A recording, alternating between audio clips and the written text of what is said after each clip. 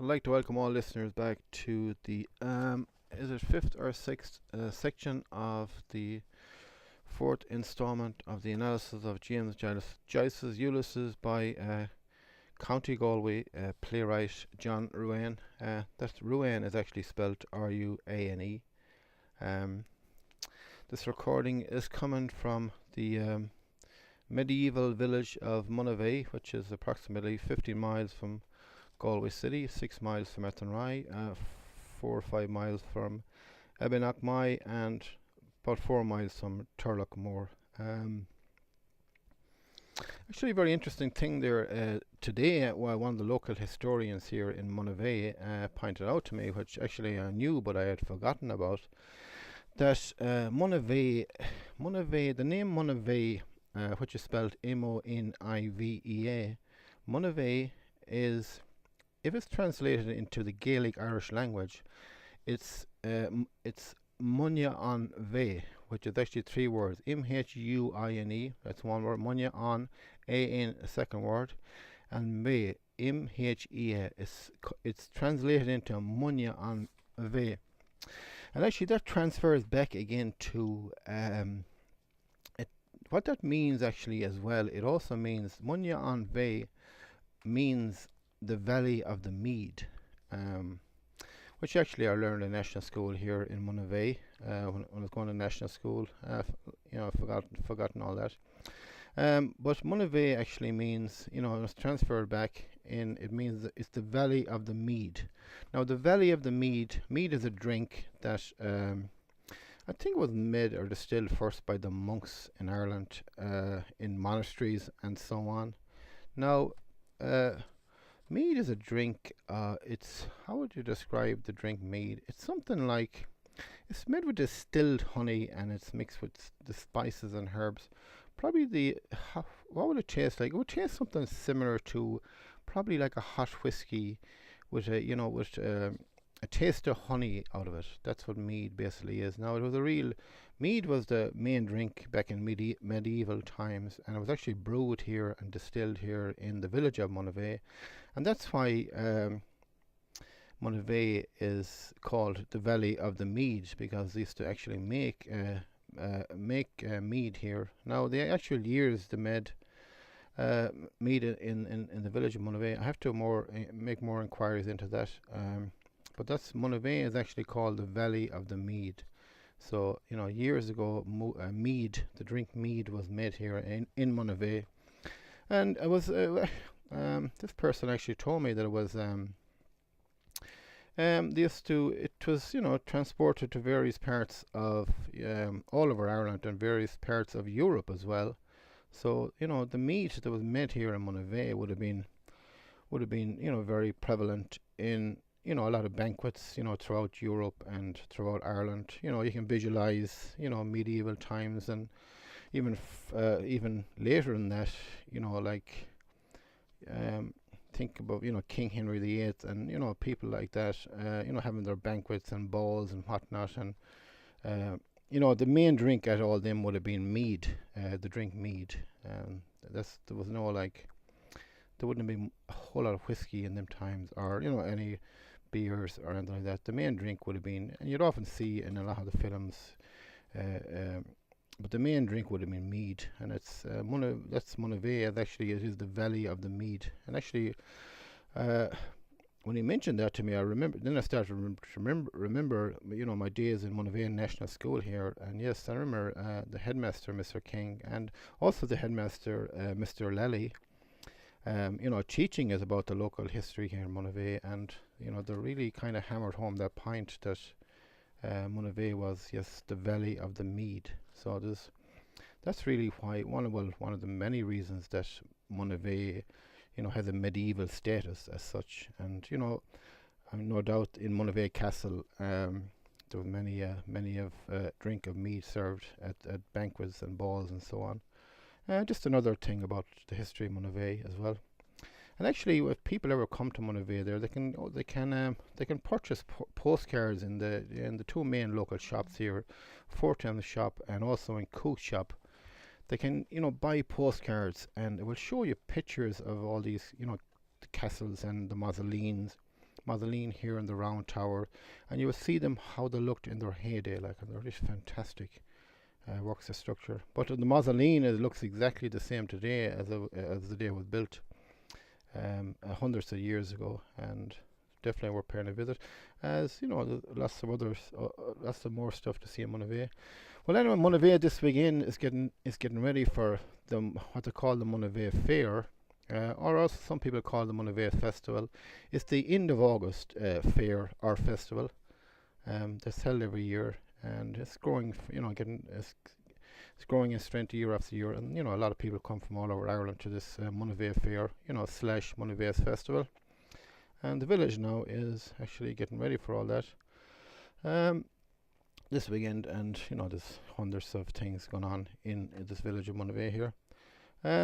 So that was very interesting about. I completely forgotten about that. Monavea being the valley of the Mead.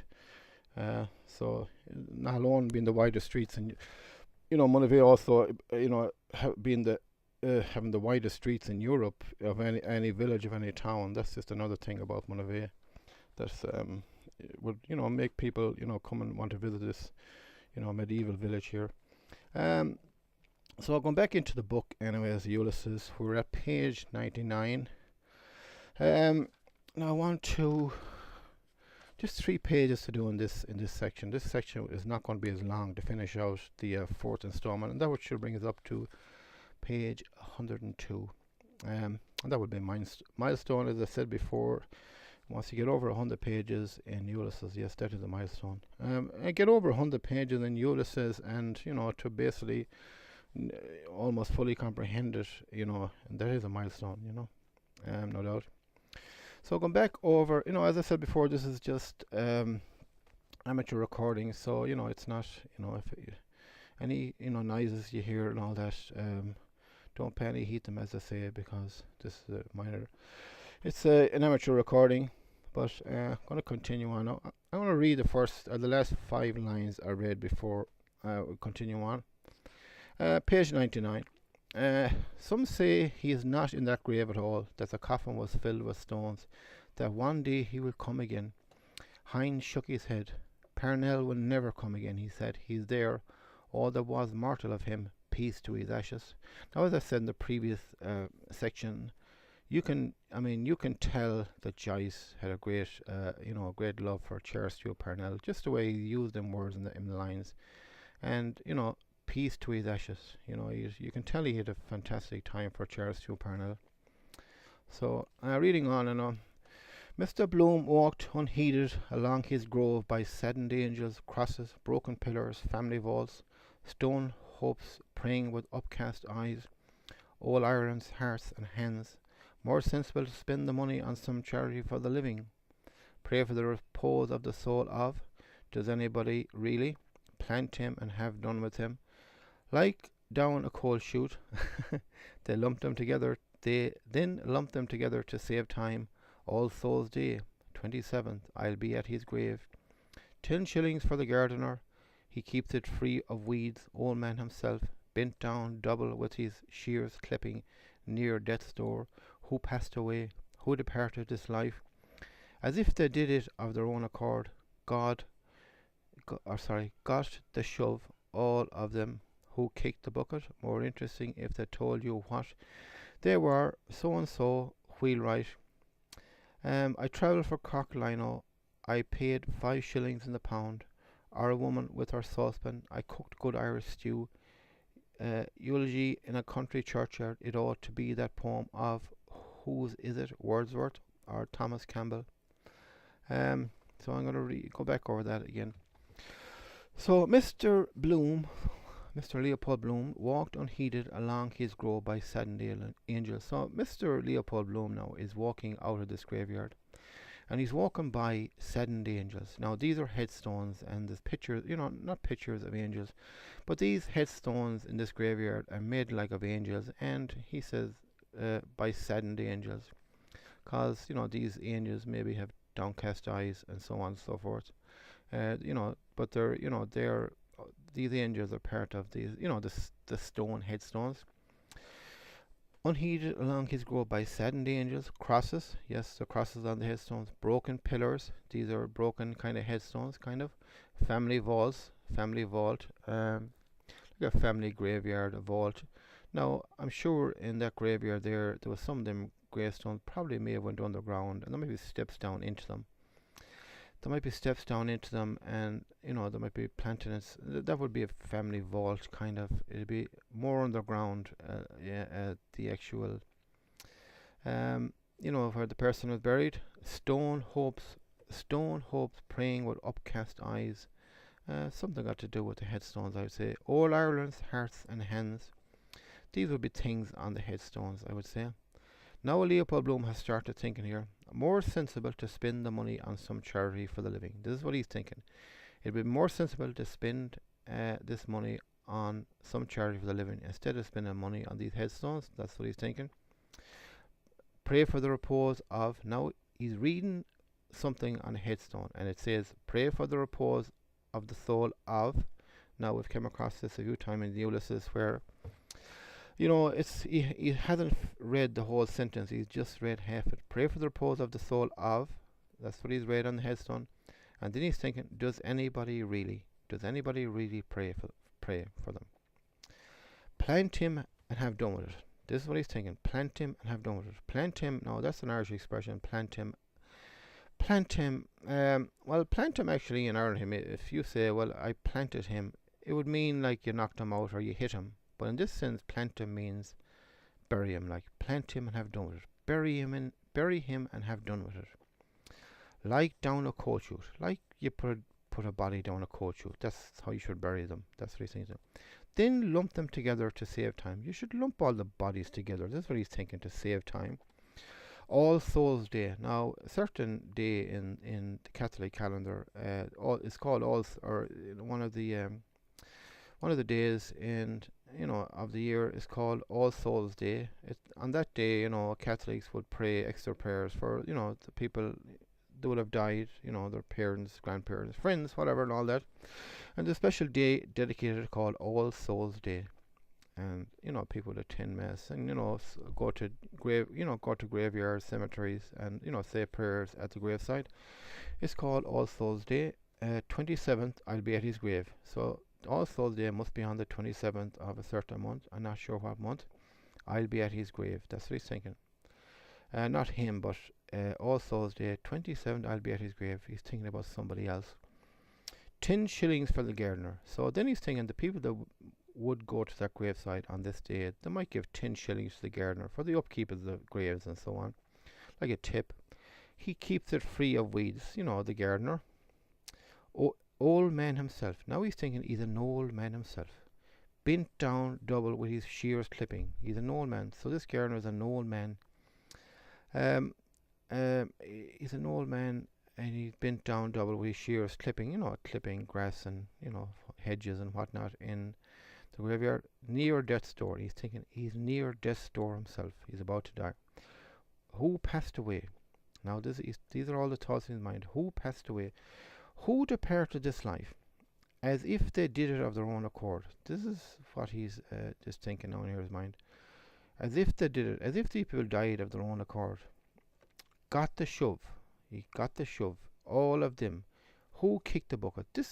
These thoughts here now he's thinking is what people would be kind of saying, like, who departed this life? This is some people might be saying, as if they did it of their own accord. Got the shove, all of them. People in general are saying, who kicked the bucket? Who kicked the bucket? That's it's a very common expression in Ireland. Who kicked the bucket? What it means is who died? Who kicked the bucket? Who died? Then he's thinking, more interesting if they told you what they did. Now he's thinking, his mind is thinking, like, wouldn't it be more interesting if they told you what these people did in life? More interesting if they told you what they did. More interesting if they told you what they were in life. So and so Wheelwright. Now this is a surname he's thinking of, Wheelwright. So and so Wheelwright. I travelled for Cork Lino. Now he's thinking about a person called Wheelwright. If he had died, who died, he travelled for Cork Lino. Lino is like it's short for linoleum, which is like something like carpet, but it's less expensive. So this wheelwright would have been is like a salesman for selling Cork linoleum. You know, if we knew what they'd done in life, so and so wheelwright, yeah, he was a salesman for Cork linoleum. I paid 5 shillings in the pound. You know, this is kind of got to do with this too. Or a woman with her saucepan. Are you saying maybe on these headstones there should be like a woman with her saucepan, and it should say I cooked good Irish stew. I cooked good Irish stew. No, he's thinking maybe this should be on the headstones. You know, a woman with her with her saucepan. I cooked good Irish stew. Um, eulogy in a country churchyard. It ought to be. That poem of who's it, Wordsworth or Thomas Campbell. Entered into rest, the Protestants put it. So now he's thinking in the Protestant religion, they don't say die or something. They say the person entered into rest. This is what he's thinking. Old Dr. Murran, the great physician, called him home. Old Dr. Murran. So now he's thinking about a person called Old Dr. Murran. The great physician called him home. The great physician would be God. The great physician called him home. So old Dr. Murran must have said this in some kind of a speech or something. He said the great physician called him home. God called him home. And then he's thinking, well, it's God's acre for them. Now, that's a really common expression here in Ireland. And it could be very common in other countries too, I'm not sure. It's God's acre for him or for them. It's God's acre, meaning, you know, well, it's God's acre for him, meaning they want to be buried in a graveyard, more or less. That's what it kind of means. And then he's thinking, it's a nice country residence, like a graveyard. It's a nice country residence when you think about it, kind of. Look at newly plastered and painted. Ideal spot for a quiet smoke and read the Church Times. It would be an ideal spot for a quiet smoke and read the Church Times. You see the way he called it, the Church Times, not the Church Times. Marriage adds, they never try to beautify. Marriage adds, they never try to beautify. I don't really understand that fully. But he's just thinking now, you know, in general, you know, marriage adds, they never try to beautify. You just have to think more about that. Listeners, you can think about that now and figure out what Joyce is really talking about there. There's a bit of humour there, I'm sure, in that. Marriage as they never try to beautify. I'm going to think about that anyway. Rusty wreaths. Reading on. Rusty wreaths hung on knobs, garlands of bronze file. Better valued that for money. Still the flowers are more poetical. The other gets rather tiresome, never withering, express nothing. Immortalis. A bird sat tamely perched on a poplar branch, like stuffed. Like the wedding present Alderman Hooper gave us, not a budge out of him. Knows there are no cannibals to let fly at him. Dead animals even sadder, silly-milly burying the little dead bird in the kitchen matchbox, a daisy chain and bits of broken chainies on the grave. So reading back over that again. Rusty wreaths. Now he's probably looking here and he sees like withered wreaths, like the wreaths are the round things, made of kind of, ferns and stuff, and, flowers and all that. They're, as we mentioned earlier, rusty wreaths. There wouldn't be rusty wreaths. Actually, that's great writing from Joyce. Rusty wreaths. Yes, there would be rusty.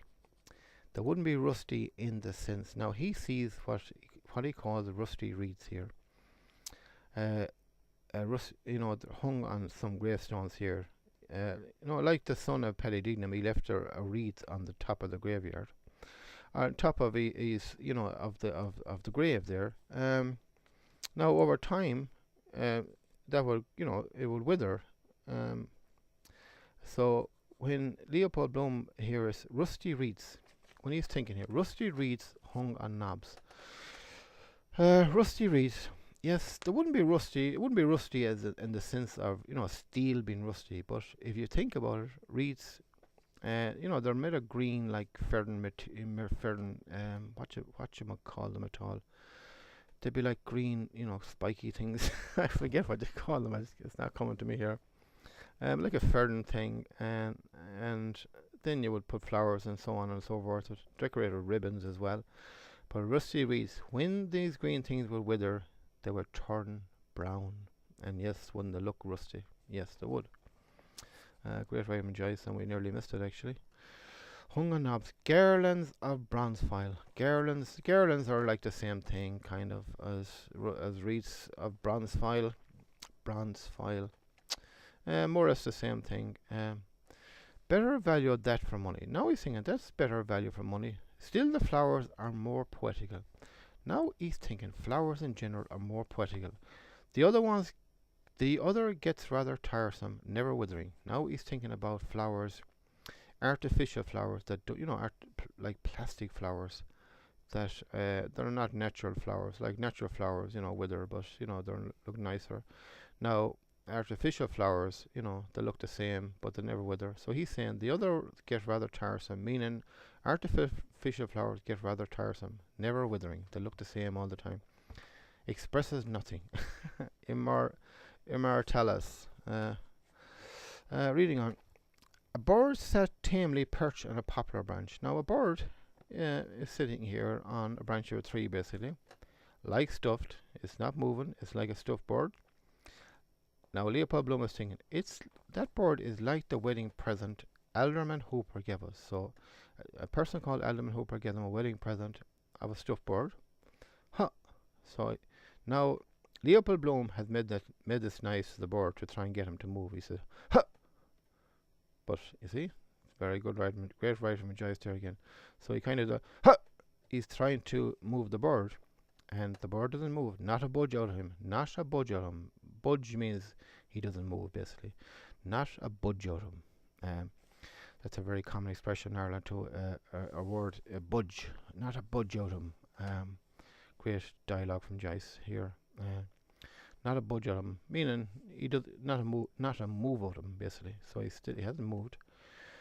No, and then he's thinking, knows there are no caterpillars to let fly at him. Now Leopold Bloom is thinking, this bird, he must know that I haven't got, that I haven't got a catapult.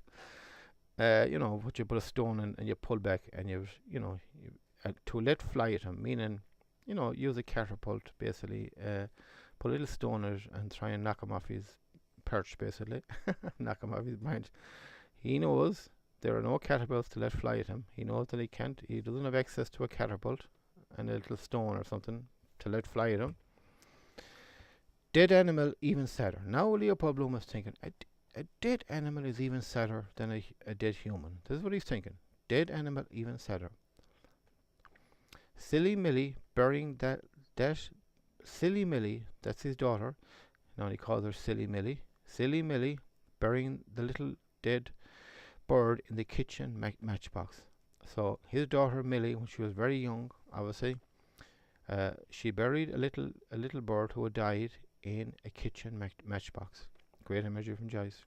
Silly Millie burying the little dead bird in the kitchen matchbox.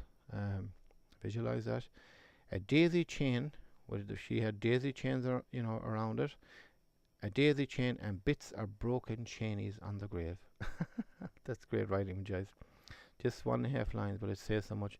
Silly Millie, his daughter, burying the little dead bird in the kitchen matchbox. A daisy chain. She had a daisy chain on the matchbox, and bits of broken chainies. Little bits of daisy chainies. Chainies, he calls them. Little chains on the grave, to decorate the grave.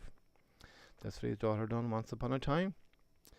Reading on. The sacred heart that is, showing it, heart on his sleeve, ought to be sideways and red. It should be painted like a real heart. Ireland was dedicated to it, or whatever that. Seems anything but pleased. Why this infliction? Would birds come then and peck like the boy with the basket of fruit? But he said no, because they ought to have been afraid of the boy, Apollo that was. How many, all these here, once walked round Dublin, faithful departed, as you are now, so once were we. Now Leopold Bloom is looking here at like another headstone or whatnot, and he sees the Sacred Heart that is shown. Now this is the Sacred Heart of Jesus Christ. Now anyone who's ever seen a picture of Jesus, you will see, the Sacred Heart, basically. The Sacred Heart, that is. So he's looking at it like a headstone, and he sees this on a headstone or something along them lines. The Sacred Heart, that is. That's what he's seen. Showing it. Um, saying Jesus is showing his heart. You can see his heart. Heart on his sleeve. He's thinking this. Heart on his sleeve. Then he's thinking, ought to be sideways. It must be the heart ought to be sideways. And red it should be. And red it should be painted like a real heart.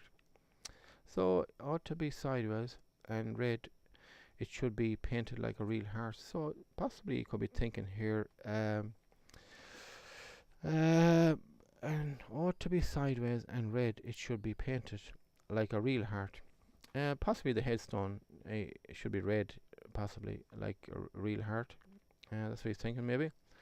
Ireland was dedicated to it, or whatever that. So probably in Ireland's history, Ireland, the bishops here in Ireland must have dedicated Ireland to the Sacred Heart of Jesus, basically the protection of Jesus, I would say. It's like Ireland was dedicated to the Sacred Heart of Jesus, or whatever that, or whatever that was. He's probably thinking.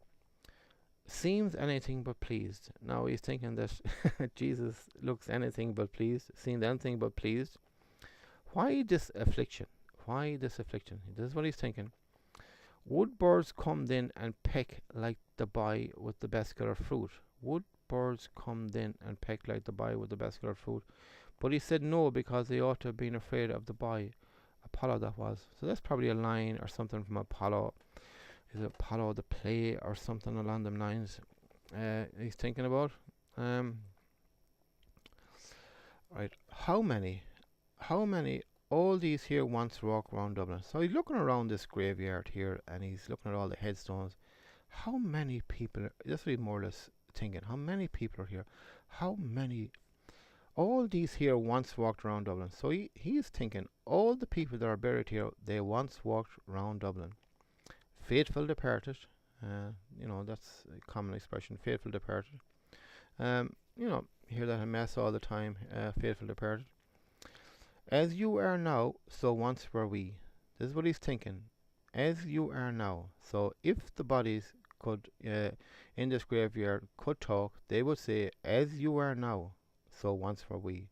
As you are now living people, we also were once alive. That's what they would say. As you are now, so once were we. Reading on. Besides, how could you remember everybody? Eyes, walk, voice. Well, the voice, yes, gramophone. Have a gramophone in every grave, or keep it in the house. After dinner on a Sunday, put on poor old great grandfather Carac. Hello, hello, hello. Awfully glad Carac, awfully glad see again. Hello, hello, Maroc, is it? Cop shit. Remind you of the voice like the photograph reminds you of the face. Otherwise, you couldn't remember the face after 15 years. Say, for instance, who? For instance, some fellow that died when I was in Wisdom Healy's. Reading over that again. Now, as you were now, so once were we. Besides, how could you remember everybody? Now, Leopold Bloom is saying, how could you remember everybody? Eyes, walk, voice. Eyes, walk, voice. How could you remember? He's just generally thinking about people. How can you remember them? Eyes, their eyes, walk, voice. Well, the voice. Now he's thinking about the voice. Well, the voice. Yes, gramophone. He's thinking maybe you should put a gramophone in every grave, or keep it in the house. Have a gramophone in every grave, or keep it in the house. And then after dinner on a Sunday, put on poor old great grandfather correct. Now, if you're calling this person, with the gramophone in his coffin, you would say hello, hello, hello. I'm awfully glad. Correct. This is what the sound probably this gramophone would make. Awfully glad to see again. Hello, hello. Rock, is it? Correct. This will be the, like this, the static noise in this gramophone. Remind you of the voice, like and then he's thinking, this will remind you of the voice, like the photograph reminds you of the face. Otherwise, you couldn't remember the face after 15 years. Now, if you didn't have a photograph, basically. Say, for instance, for who? For instance, some fella that died when I was in Wisdom Healy's. These are all thoughts in his mind now. Now, this word, this reading on, this word here, RTSTSTR. I don't know, how do you pronounce that word? It's definitely not in the dictionary. A rattle of pebbles. Wait, stop. He looked down intently into the stone crypt. Some animal. Wait, there he goes. An obese grey rat toddled along the side of the crypt, moving the pebbles. An old stager, great-grandfather, he knows the ropes. The grey alive crushed itself in under the plinth, wriggled in itself in under it, good hiding place for treasure. Who lived there? Are laid the remains of Robert Emery. Who lived there? Are laid the remains of Robert Emery. Robert Emmett was buried here by torchlight, wasn't he? Making his rounds. Tail gone now. Reading over that again. So this word TSSTR. Now that doesn't seem like much, but that's fantastic writing from Joyce. Just that, what is it, 5 or 6 or 7 letters, but it's great writing, and the reason it's great writing is because this is a sound that Leopold Bloom hears. Now he is just walking along and he hears this sound, but the sound he hears is this is the sound. It's the sound of pebbles moving. So it sounds like this word here, RTS. This is what it sounds like. This is the rattle of pebbles. It's a rattle of pebbles. Wait, stop. So it's just a rattle of pebbles, and as I read on, and explain this a bit better, then people will kind of understand why it's great writing. A rattle of pebbles. Wait, stop. So he heard this little sound of pebbles moving, so he stopped. He waited, and then he stopped. He looked down intently into the stone crypt.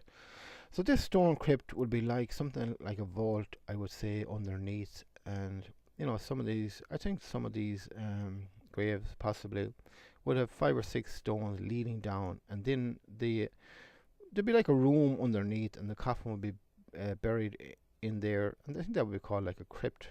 It would actually be a room, and there'd be a coffin inside it, instead of like being buried with with clay on top of it, possibly.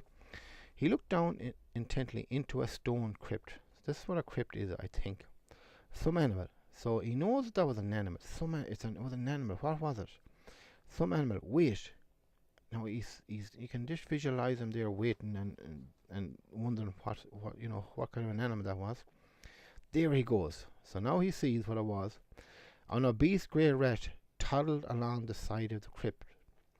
So that was an obese grey rat. So this is the grey rat. So this is the sound this grey rat made when he moved these pebbles. RTS, TSTS. He was just there and he moved these pebbles. This is the sound he made. A rattle of pebbles. So an obese grey rat. Why does Joyce say he's an obese grey rat? You just have to think about that. Why did he not just say a grey rat, but he said an obese grey rat? Think about it. An obese grey rat toddled along the side of the crypt, moving the pebbles. So he's moving the pebbles again. Leopold Bloom now starts to think, an old stager. This rat is an old stager. He's been around a long time. He's an old stager. Great grandfather. He's more saying he's a great grandfather rat. He knows the ropes. Another very common expression here. He knows in Ireland. He knows the ropes. He knows, he's been around a long time. He knows the ropes. He knows what's going on. He knows the ropes. The grey alive crushed itself in under the plinth. Now this rat is kind of wriggling in underneath this plinth. wriggling itself in under it. The grey alive crushed itself in under the plinth, wriggled itself in under it. So he's wriggled itself in under this. So he's gone into this kind of a crypt, this kind of a room where this coffin is. He wriggled itself in under it. Good hide. Now Leopold Bloom is thinking, good hiding place for treasure. Now he's thinking, wouldn't that be a good hiding place for treasure? Because who would go in? Nobody would go in to steal the treasure because it's there's a grave inside and so on. So he's thinking in general, in a crypt like that room where this coffin is, that would be a good hiding place for treasure because who would go in to steal it? Reading on, who lives there? Who lived there? So now he looks at the headstone just above this kind of a crypt room. Who lived there? He's always saying, who lived there? Are laid the remains of Robert Emery. So the person who lived there is a person called Robert Emery. So he's reading. He doesn't read the whole sentence. He just reads like the last half of the sentence. Are laid the remains of Robert Emery. Now that would possibly read, there would be half a sentence before that. Something, so on, be few words, are laid the remains of Robert Emery. So he just read half a line from this headstone. Robert Emmet. Now he's thinking about another person called Robert Emmet. Robert Emmet was another huge figure in Irish history. Robert Emmet. I can't recall exactly what I learned all about Robert Emmet going to school and whatnot, but I've forgotten all that. So just by reading the name Robert, now he started to think about Robert Emmet. So are laid the remains of Robert Emery. So now this is the triggering thoughts I keep talking about all the time. He starts thinking about another Robert. Robert has triggered in his mind another thought about Robert Emmet. Robert Emmet, as I said, is a huge figure in Irish history. What he done, I can't think about at this time, and it wasn't because I had bad teachers. I had fantastic teachers in Monavea National School here, and also in Athenry Vocational School, and also fantastic teachers in the regional tech in Galway City there, which is actually called nowadays. When I went there around 1980, that's when I was there. But nowadays it's called GMIT, which is short for Galway Mayo Institute of Technology. Now I learned all that when I was in these schools, but it's like everything. Anybody going to school, you forget a lot of stuff. So Robert Emmet, but this Robert Emery has triggered he's thought about Robert Emmet. Now he's thinking, Robert Emmet was buried here by torchlight, wasn't he? So now he's thinking, wasn't Robert Emmet buried here by torchlight, wasn't he? Buried here by torchlight. So he's buried at night time, wasn't he? Making his rounds. He may be saying that, at night time Robert Emmet makes his rounds with, with a torch. Who knows? Now, tail gone now. So the tail, he could still see the tail of the rat. The rest of his body was inside this crypt, but the tail was still there. So now the tail disappeared. Tail gone now. Now he's thinking, and he sees the tail has disappeared. Tail gone now. So Joyce has really painted that picture very clear there. Tail gone now. So the rat has completely disappeared. His tail as well. Reading on, one of those chaps would make short work of a fellow. So, if you're following all these recordings, you'll be getting an idea now that Joyce brought this rat into this story, and you could nearly see where Joyce was going with this obese grey rat. Not a grey rat, he had to be an obese grey rat. So, this is Joyce's humour now coming up here again. Now, Leopold Bloom, let me read the paragraph first. One of those chaps would make short work of a fellow, pick the bones clean no matter who it was. Ordinary meat for them, a corpse is meat gone bad. Well, and what's cheese? Corpse of milk.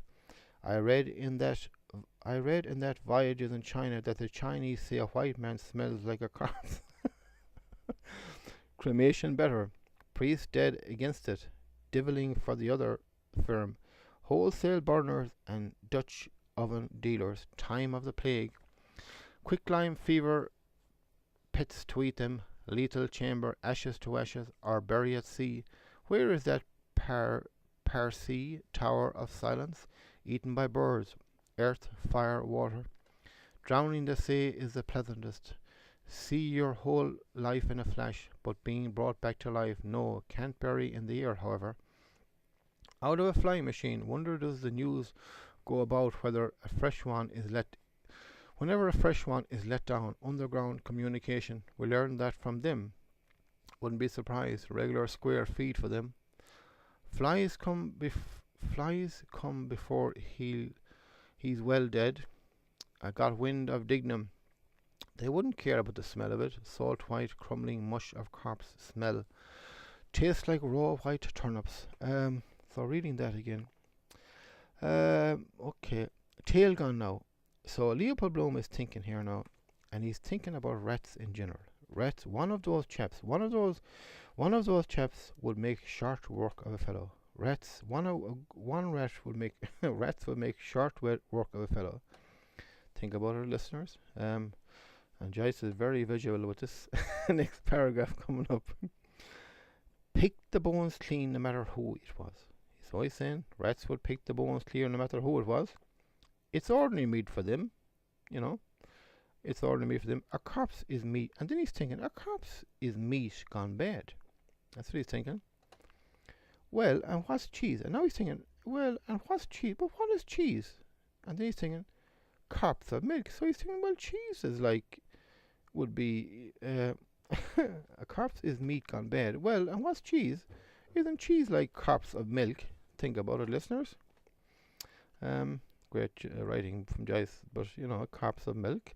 Well, and what's cheese? Corpse of milk. That's what it is. And then he's thinking, I read in that Voyages in China, which is a book probably, that the Chinese say a white man smells like a corpse. Cremation better. Now he's thinking cremation is better than burying people. Priests dead against it. Now he's thinking, you know, Catholic priests are dead against cremation. They're against cremation. They don't like it. Divilling for the other firm. The other firm would be you know, Protestants as opposed to Catholics, possibly. Wholesale burners and Dutch oven dealers. That's got to do with cremation, I think. Time of the plague. Now he's thinking about the time of the plague when a lot of people died. Quick lime fever pits to eat them. Now bodies were thrown into quick lime, pits, basically. Lethal chamber, ashes to ashes. And I was thinking, are bury at sea? What about if you bury people at sea? Where is that Parsi Tower of Silence? Now this is the place, Parsi Tower of Silence, and he's wondering, where is that? This has popped into his head. Eaten by birds. And he's thinking, eaten by birds, earth, fire, water. And then he's thinking, drowning they say is the pleasantest. So he's more thinking, drowning they say is the pleasantest. See your whole life in a flash. You see your whole life in a flash just before you die. But being brought back to life, no. He's thinking all these thoughts now. Can't bury in the air, however. Now he's thinking, you can't bury in the air, however. You can't bury in the air, but you can't. Then he starts thinking about out of a flying machine. Well, if you throw a person out of a flying machine, they'll be in the air. Wonder does the news go about whenever a fresh one is let down. Now he's thinking about, wonder does the news go about whenever a fresh one is let down. Now he's thinking about, in all the other coffins in this graveyard, does the news go about when a fresh body has been buried, basically. Wonder does the news go about whenever a fresh one is let down, whenever a fresh, new person is buried. And then he's thinking, would there be underground communication here between all the graves? We learned that from them. Wouldn't be surprised. Regular square feet for them. Wouldn't be surprised. Regular square feet from them. We learned that from them. Wouldn't be surprised. Regular square feet from them. Probably thinking about, things that would eat the bodies, possibly. Flies come before he's well dead. So flies come before he's well dead. This is what he's thinking. Got wind of Dignam. So people got wind of Dignam that he's dead or whatever. And then he's thinking they wouldn't care about the smell of it, of a body. Salt white crumbling mush of corpse. That's what he's thinking. Smell. Tastes like raw turnips. No, he's thinking it would taste like raw turnips. Reading on. The gates glimmered in front, still open. Back to the world again. Enough of this place. Brings you a bit nearer every time. Last time I was here was Mrs. Sinoco's funeral. Poor Papa too. The love that kills, and even scraping up the earth at night with a lantern like that case I read of, to get at fresh buried females, or even putrefied with running grave sores. Give you the creeps after a bit. I will appear to you after death. You will see my ghost after death. My ghost will haunt you after death. There is another world after death named hell. I do not like that other world, she wrote. No more do I. Plenty to see and hear and feel yet. Feel live warm beings near you. Let them sleep in their maggoty beds. They are not going to get me this innings. Warm beds. Warm, full-blooded life. Reading on. The gates glimmered in front. That's great writing, Joyce. The gates glimmered in front. The sun possibly still open. The gates are still open in the cemetery. He's heading towards the front gates here. Back to the world again. Now he's thinking back to the world again when he leaves the cemetery. And then he's thinking, enough of this place, enough of this graveyard. I've had enough of it. And then he thinks, brings you a bit nearer every time. So he's thinking every time you visit a cemetery or graveyard, it brings you a bit nearer every time. You're closer to your own death, basically. And then he's thinking, last time I was here was Mrs. Sinoco's funeral. So the last time he was in this graveyard was at Mrs. Sinoco's funeral. Poor Papa too, and also his father, poor Papa. The love that kills, the love that kills, the love that kills. Not sure about that, but it's something along them lines. And even scraping up the earth at night with a lantern, like that case I read of, to get at fresh buried females, or even putrefied with running grave sores. So he read a case possibly in the paper about possibly grave robbers, and even scraping up the earth at night with a lantern. Like, these are people. He read probably some case in a paper where grave robbers, with a lantern, like the case I read of. Yeah, he read of it somewhere in a newspaper possibly, of to get at fresh buried females. So they were robbing.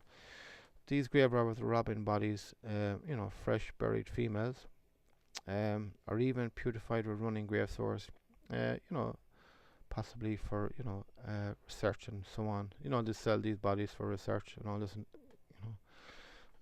so you read this in the paper, I would say. Give you the creeps after a bit. Now he's thinking, this graveyard and all this would give you the creeps after a bit.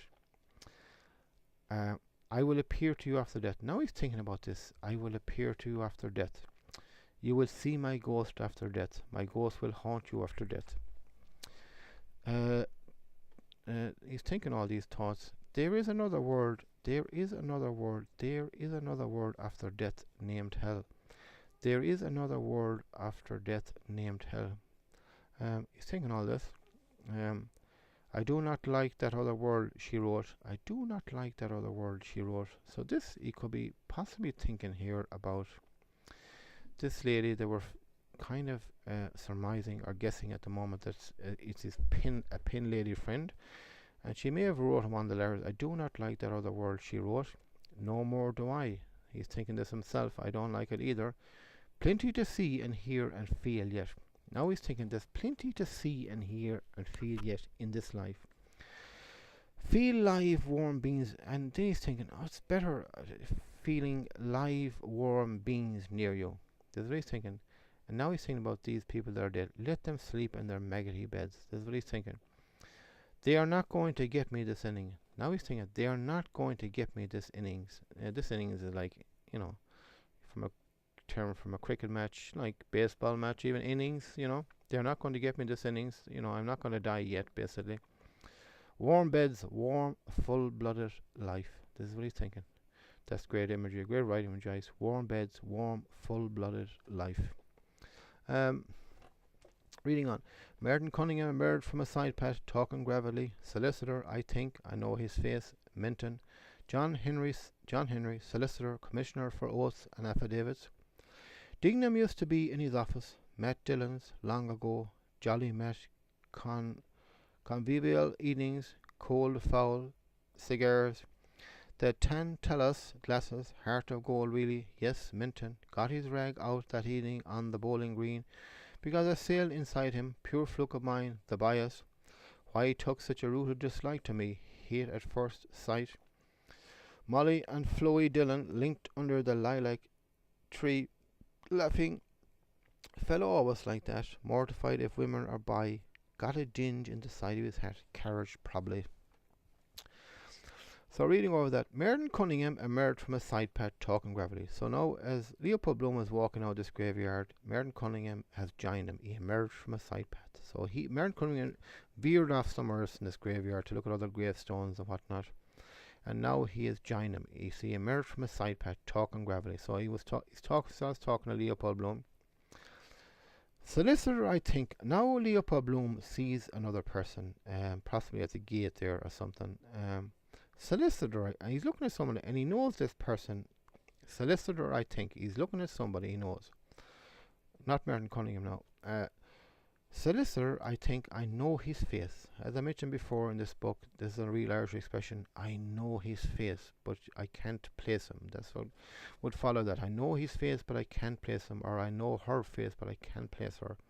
Meaning, I can't, I know them, but I don't know where I know them from, basically.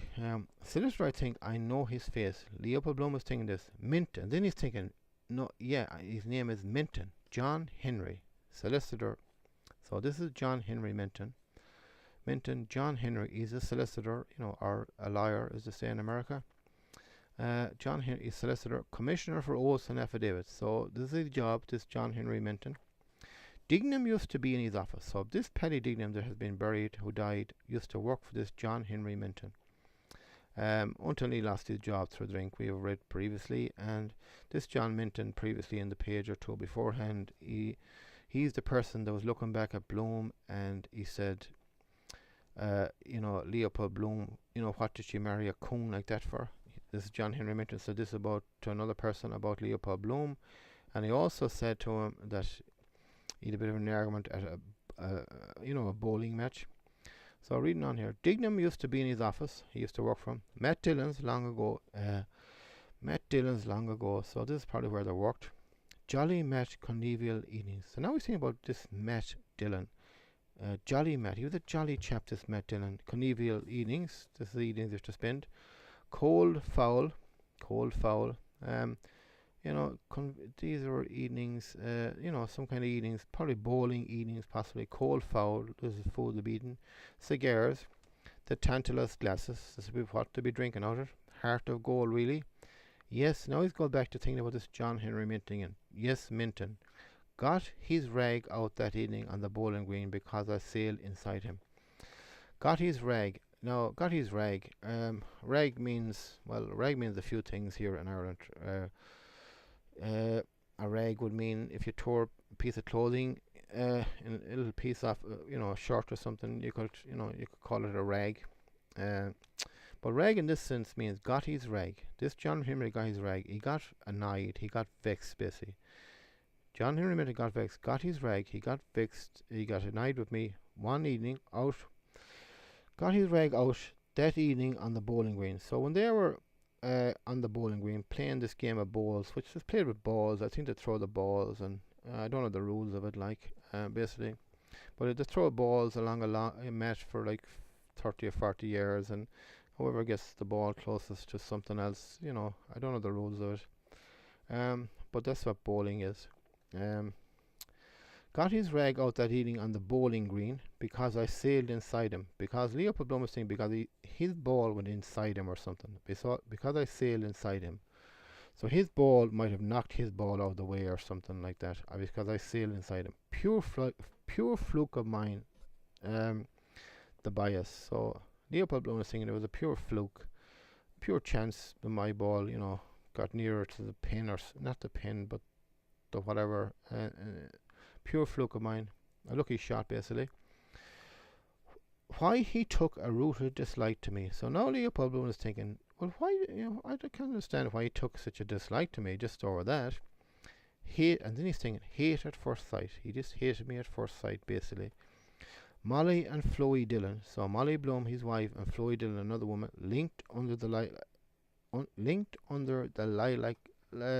lilac tree. So when that incident happened, they were linked under the lilac tree. Talking, these two women, and laughing. Fellow always like that, mortified if women are by. So now we're saying about John Henry Minton.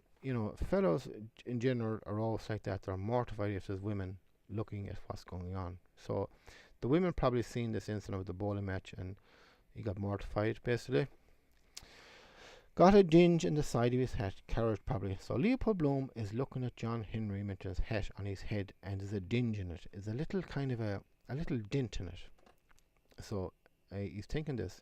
He's looking at his hat, probably a tall hat, I would say, like a tall gentleman's hat, and there's a dinge, there's a little dent in it, kind of. Got a dinge in the side of his hat, carriage probably. So he's probably thinking it probably hit it by the side of a carriage probably.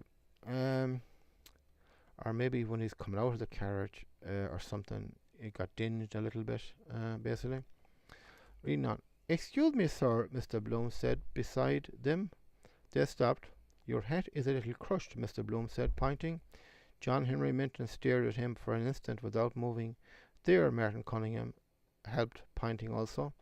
John Henry Minton took off his hat, bulged out the dinge, and smooched the nap with care on his coat sleeve.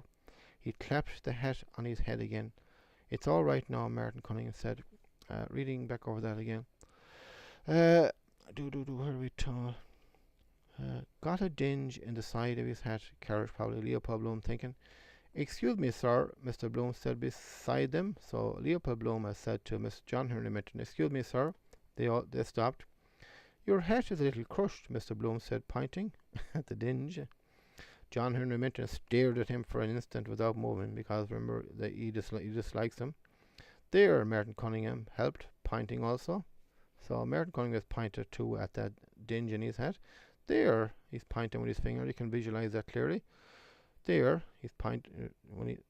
There, Martin Cunningham said. You can nearly see his finger pointing. There, it's up there. Martin Cunningham helped, pointing also. John Henry Minton took off his hat, bulged out the dinge, and smooched the nap with care on his coat sleeve. So John Henry Minton took off his hat, and he bulged out the dinge, the little dent, and smooched the nap with care on his coat sleeve. He clapped the hat on his head again. He clapped the hat on. That's great writing, Joyce. He clapped the hat. Just can visualize he just clapping the hat down on his head again. He clapped the hat on his head again. Reading on. It's all right now, Martin Cunningham said. So Martin Cunningham said, it's okay now. It's all right. Reading on. John Henry Minton jerked his head down in acknowledgement. Thank you, he said shortly. They walked on towards the gates. Mr. Bloom, chapfallen, drew behind a few paces so as not to overhear. Merton laying down the law. Merton would wind a sally head like that round his little finger without his seeing it. Eyes to eyes, never mind. Be sorry after perhaps when it dawns on him. Get the pull over him that way. Thank you. How grand we are this morning. So reading back of that. John Henry Minton jerked his head down in acknowledgement. So you can just visualize John Henry Minton, jerking his head in acknowledgement to Mr. Bloom. More saying thanks. And then he says, thank you, he said shortly. We're pointing that out. They walked on towards the gates. Mr. Bloom, chapfallen, drew behind a few paces so as not to overhear. So Mr. Bloom has discreetly walked a bit slower behind them. He doesn't want to overhear what they're talking about.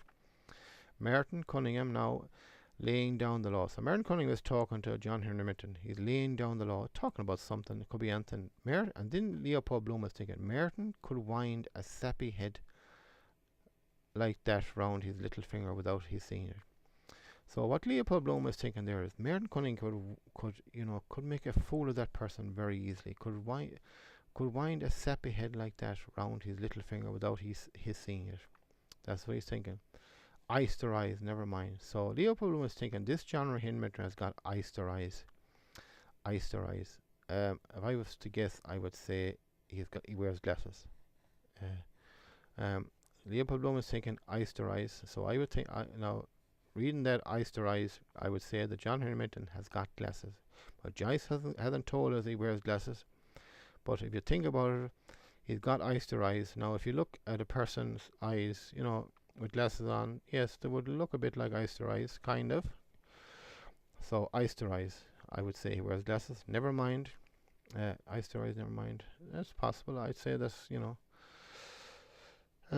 never mind. Be sorry after, perhaps, when it dawns on him. Now he's thinking. Ice their eyes. But never mind. Now Leopold Bloom is thinking, be sorry. John Henry Minton will be sorry after, perhaps, when it dawns on him that Merton Cunningham could be a little bit of a rogue. Not a rogue. Merton Cunningham could be a little bit, he could trick people easy enough, so Leopold Bloom is thinking here, John Henry Minton will be sorry. He'll be sorry after perhaps when it dawns on him that Merton Cunningham is not what he's made out to be, basically. Get the pull over him that way. So Merton Cunningham, could be, I wouldn't say a trickster or anything like that, but he could possibly be looking for favours, or he could be looking for the loan of money, or maybe small, it wouldn't be a small amount,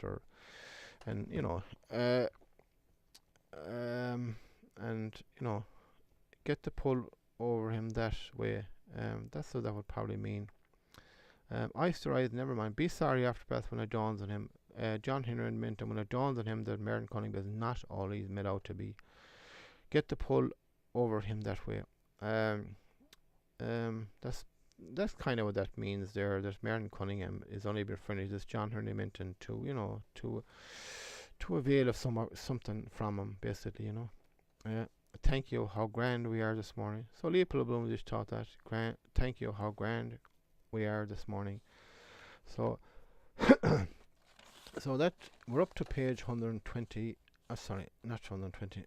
Up to page 102, and that's the finish of the chapter. And the next chapter is in the heart. This is all in bold letters. In the heart of the Hibernian metropolis. And reading on, before Nelson's pillar, trams slowed, shunted, changed trolleys started for Blackrock, Kingstown and Dalkey, Clonskee, Ratgar and Terranure, Parmastown, Park and Upper Rathmines, Sandymount, Green, Rathmines, Ringsend and Sandymount, Tower, Hares Cross, the Horse, Dublin United Tramway Company, Timekeeper, Baldamoff, Ratgar and Terranure, come on, Sandymount Green, right and left parallel, clanging, ringing, a double-decker and a single-decker moved from their railheads, swerved to the down line, glided parallel, start Parmastown Park, the Weaver of the Crown, under the porch of the General Post Office, shoeblacks cold and polished, parked in. But I'm going to leave that now because that's for the next installment, as they say now. So that is the end, actually, of the fourth installment. Now, I was hoping to get that in 5 sections, but I think it's actually ran to 6, if not more, sections, because we usually do 25 pages, but I think we've done over 30 pages, and that's in that whole installment.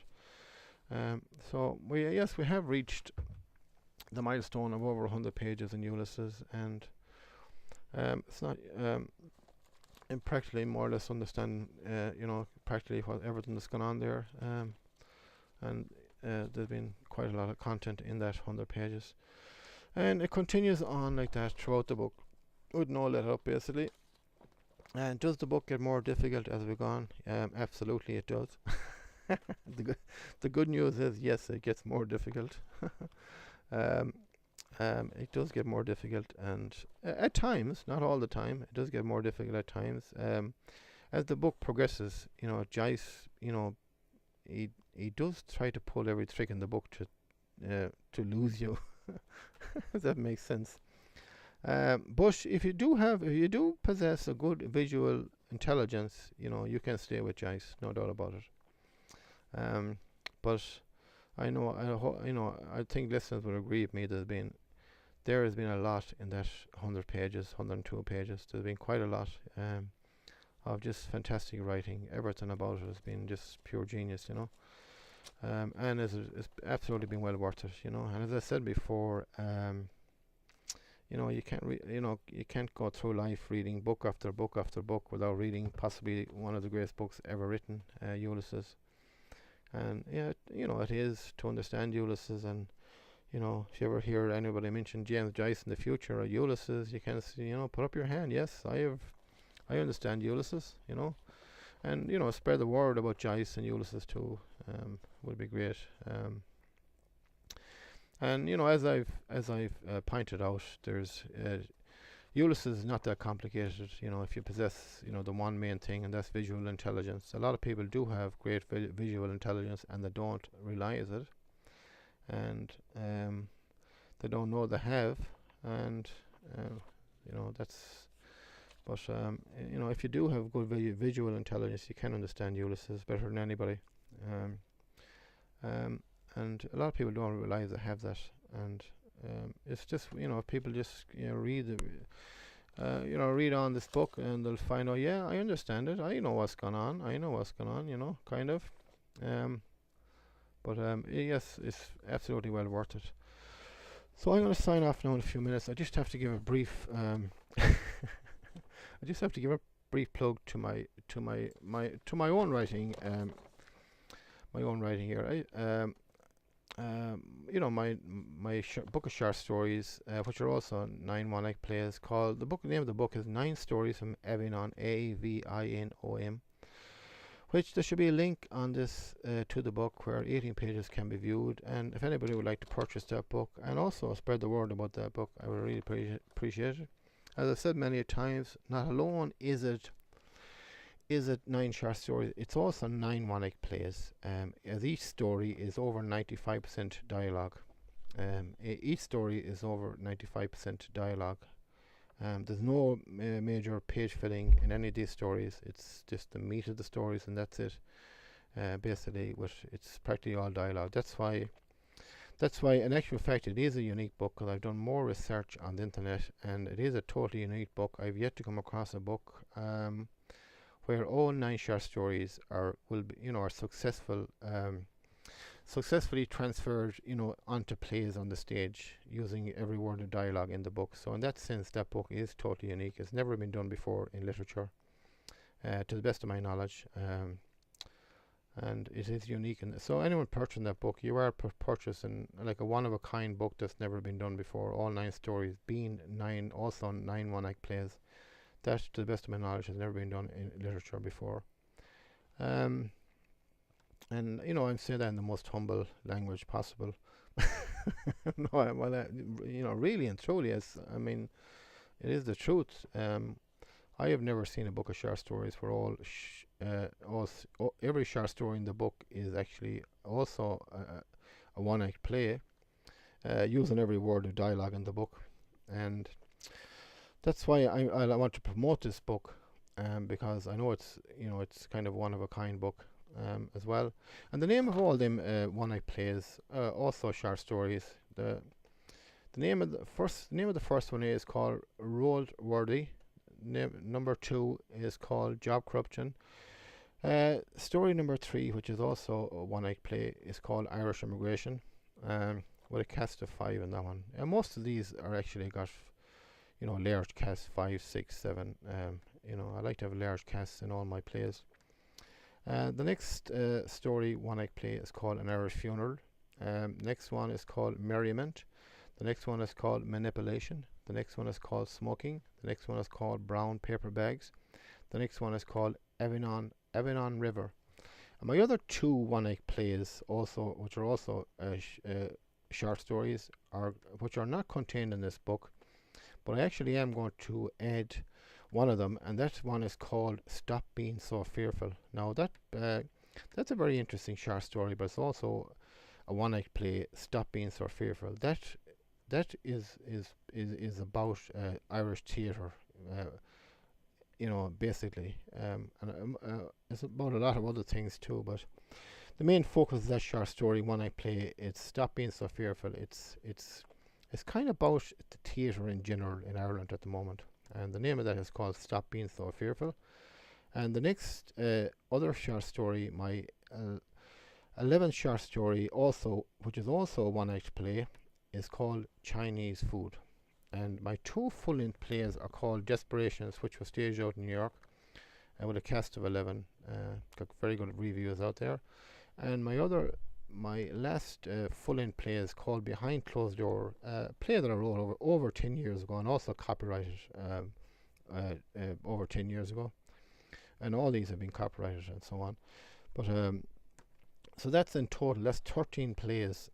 13. That's as I said before, four complete nights of theatre with an overall cast, if all the characters were added up, of 87 characters. That's a lot of parts for stage actors and stage actresses out there. And I know theatre actors and actresses, they're always moaning and groaning and giving out about not enough parts and so on and so forth. Well, there's 87 parts here in all these plays. Send me people just drop me an email. People.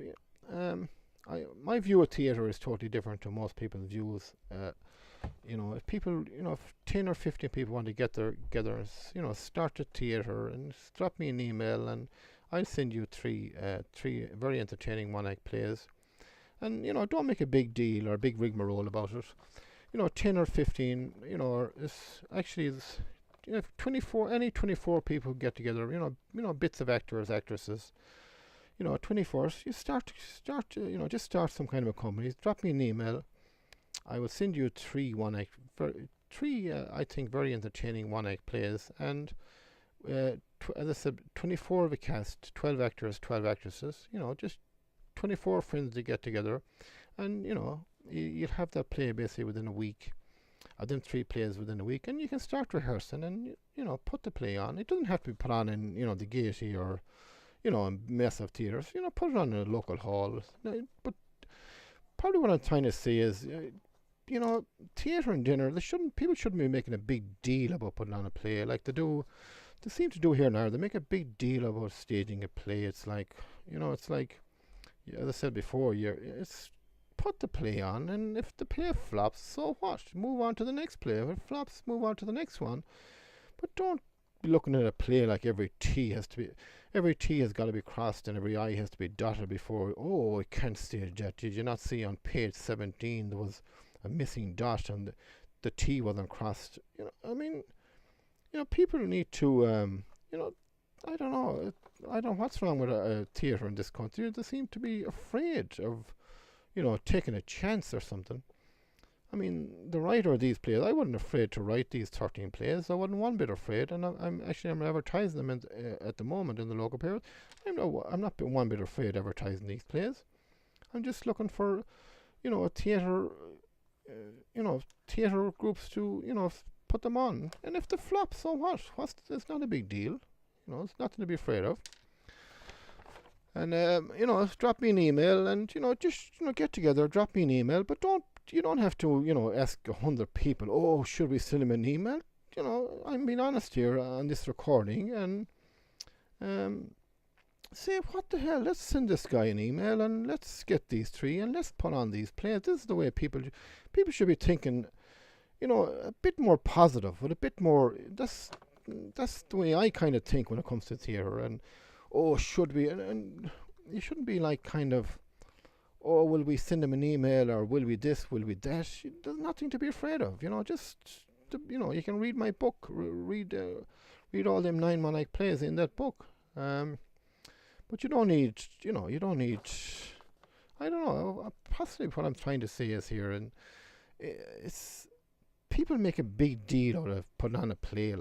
To me, it's like, put the play on, rehearse there for 2 or 3 weeks, start it off. If you make mistakes on stage, don't worry about it. Just move on. That's all. It's not a big deal. Don't make such a big deal out of it. This is why Irish theatre is in the state it's in at the moment, because there's no new plays being staged, because it's like the theatre companies are afraid of their life to put on new plays. And I'm like, I'm thinking, what are they afraid of? Put the plays on and let the audience decide whether they're any good or not.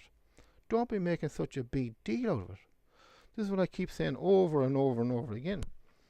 So, as I said, drop me an email there. 24 people, get together, talk to your friends, and put on these 3 one-act plays, and we'll be all in it together. If it flops, so what? But I don't think these plays are going to flop at all. I don't.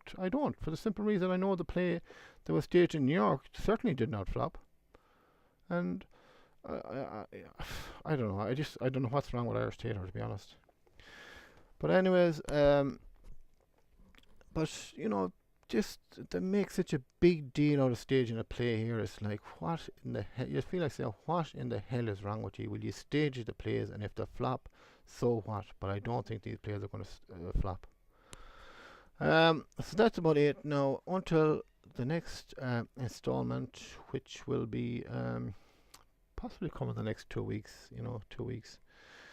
Yeah, that's getting up to that 102 pages. It has took up a lot of time, to be honest. But I'm going to continue with Ulysses, anyways. I'm going to continue doing Ulysses, and as I said before, I'm going to continue to analyze Emily Dickinson's poems as well, and continue on this journey. As I say, I'm still waiting for some. Arts Council in Ireland to contact me. I think after having wrote 13 plays, 4 complete nights of theatre, I think it's very strange that I haven't even got a phone call from any Arts Council in Ireland. I'm shaking my head here because we're trying to promote theatre in this country, and theatre in this country gets a hell of a lot of money from the Irish taxpayer via the Irish Arts Council, and I'm just using myself as an example. 13 plays wrote, 4 complete nights of theatre, and I haven't even got so much as a phone call from any Arts Council in Ireland. It is very, very strange indeed. So I'd like to thank all listeners for coming on this journey, and until next time, I will say goodbye. Thank you.